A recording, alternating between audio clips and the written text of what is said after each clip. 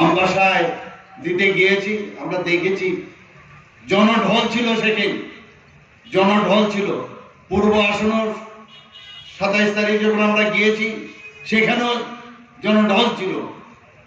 আমাদের মাঝে ওই সময়ে হরিয়ানার প্রাক্তন মুখ্যমন্ত্রী এবং হরিয়ানার বর্তমান মুখ্যমন্ত্রী এবং অন্যান্য এমপিরা এখানে এসেছিলেন। ওনারা এত জনসমর্থন দেখে বলছিলেন যে 4 তারিখ জুনের যে রেজাল্ট বেরোবে, মনে হচ্ছে সেদিনই রেজাল্ট ওরা দেখতে পেয়েছে। বলে আমরা ভাবতে পারিনি যে ত্রিপুরাতে এইভাবে মানুষের সমর্থন মোদিজির উপর থাকবে এবং যেভাবে আমাদের এই ডাবল ইঞ্জিনের সরকার কাজ করছে তার সমর্থন ওনারও দেখে গেছে।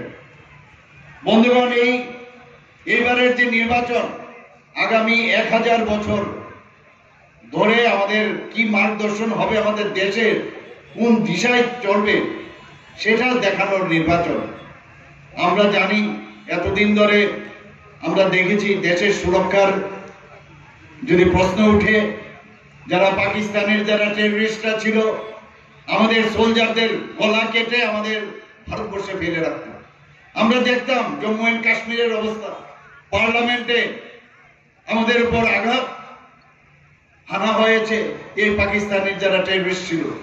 আমাদের বোম্বেতে আমরা দেখেছি, নর্থ ইস্টার্ন রিজিয়নে, সারা ভারতবর্ষে আমরা দেখতাম কখন বোম ব্লাস্টিং হবে, কখন অপহরণ হবে, মুক্তিপণ দাবি করবে, এইসব তো আমরা প্রতিদিন সেগুলো আমরা দেখতাম।